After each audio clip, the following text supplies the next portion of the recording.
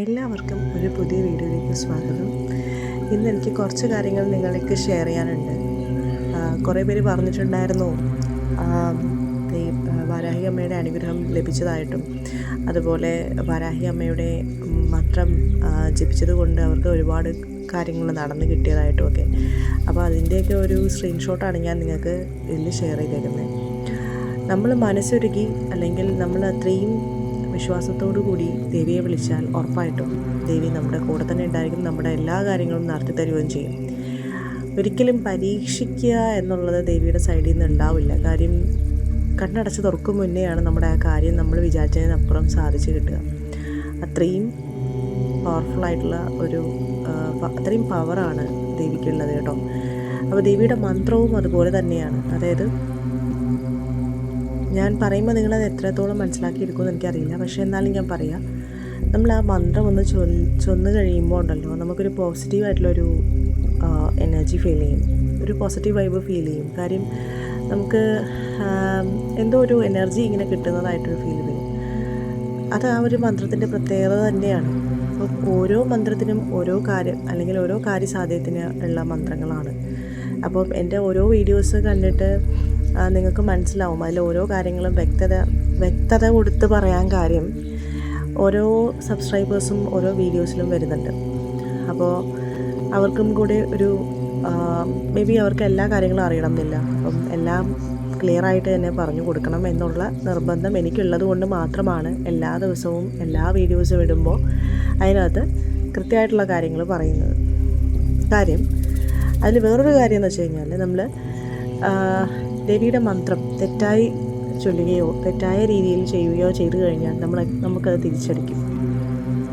അപ്പോൾ അതുകൊണ്ട് പറയുന്ന കാര്യങ്ങൾ കൃത്യമായിട്ടും നമ്മൾ ചെയ്തിരിക്കണം. വിശ്വാസം എന്ന് പറയുന്നതാണ് ഏറ്റവും ആദ്യം വേണ്ടത്. വിശ്വാസമില്ലാതെ നമ്മളിപ്പോൾ ഒരു കാര്യത്തിന് പോയിട്ടും കാര്യമില്ലെന്ന് ഞാൻ പറയാതെ നിങ്ങൾക്ക് അറിയുകയും ചെയ്യാം അല്ലേ.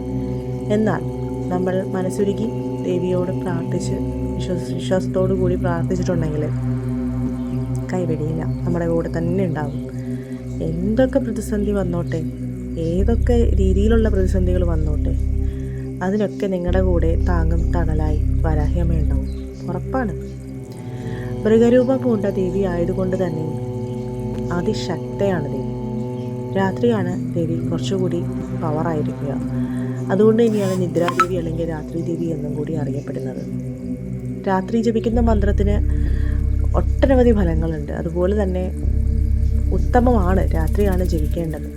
എന്നാൽ എല്ലാവർക്കും ആ ഒരു സമയം ചിലപ്പോൾ കറക്റ്റ് അപ്പോൾ തന്നെ പറ്റുമെന്നറിയില്ല. സോ അതുകൊണ്ട് നിങ്ങളുടെ കൺവീനിയൻറ്റ് ടൈം ഏതാണോ ആ ഒരു ടൈമിൽ നിങ്ങൾക്ക് മന്ത്രം ജപിക്കാവുന്നതാണ്. അതുകൂടാതെ ഒരു കാര്യം പറയട്ടെ, ദേവിയുടെ മന്ത്രം ചെറിയ കുട്ടികൾക്ക് ജപിക്കാമോ എന്ന് ചോദിച്ചിരുന്നു. ജപിക്കാം, പക്ഷേ ഞാൻ നേരത്തെ പറഞ്ഞ കാര്യങ്ങൾ ശ്രദ്ധിക്കണം. തെറ്റുകൂടാണ്ട് വളരെ വ്യക്തതയോടെ പറഞ്ഞു പഠിപ്പിച്ച് കഴിഞ്ഞിട്ടുണ്ടെങ്കിൽ കുഴപ്പമില്ല, പ്രാർത്ഥിക്കുന്നതിന് തെറ്റൊന്നുമില്ല. കാര്യം നമുക്ക് എല്ലാ പ്രാർത്ഥനകളും അങ്ങനെ തന്നെയാണ്. നമ്മൾ തെറ്റായിട്ട് എന്തായാലും പ്രാർത്ഥിക്കില്ല. അപ്പോൾ അതുകൊണ്ട് അത് ശ്രദ്ധിക്കണം.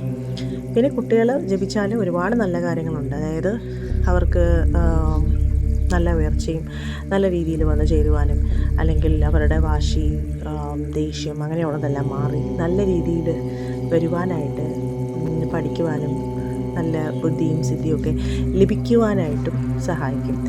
അത് നല്ലത് തന്നെയാണ്. അതുപോലെ കുട്ടികളെ മന്ത്രം അതായത് നമ്മൾ നാമം ജപിപ്പിക്കുക എന്നുള്ളത് എല്ലാവരും ചെയ്യുന്നുണ്ടെന്ന് എനിക്കറിയില്ല, പക്ഷെ എന്നാലും ചെയ്യുന്നുണ്ടെന്ന് തോന്നുന്നു. സന്ധ്യാനേരം കുട്ടികളെ കൊണ്ട് വിളക്ക് തെളിയിക്കുക, വലിയ കുട്ടികളാണെങ്കിൽ അവരെ കൊണ്ട് വിളക്ക് തെളിയിപ്പിക്കുക, അതുപോലെ നാമം ചൊല്ലാൻ പറയുക, അങ്ങനെയുള്ള കാര്യങ്ങളൊക്കെ ശീലിപ്പിക്കണം. അതുപോലെ നമ്മൾ എന്താ പറയുക, ചെറിയ കുട്ടികളെ ഭയങ്കര ഇഷ്ടമാണ് ദൈവങ്ങൾക്ക്, നമ്മളെക്കാളും ഇഷ്ടമാണ്. നമ്മളെ ഇഷ്ടമല്ല എന്നല്ല, എന്നാലും അവർ പ്രാർത്ഥിക്കുമ്പോൾ ഒരു പ്രത്യേക പരിഗണന ഉണ്ടാവും. എല്ലാ ദൈവങ്ങൾക്കും അങ്ങനെ തന്നെയാണ്.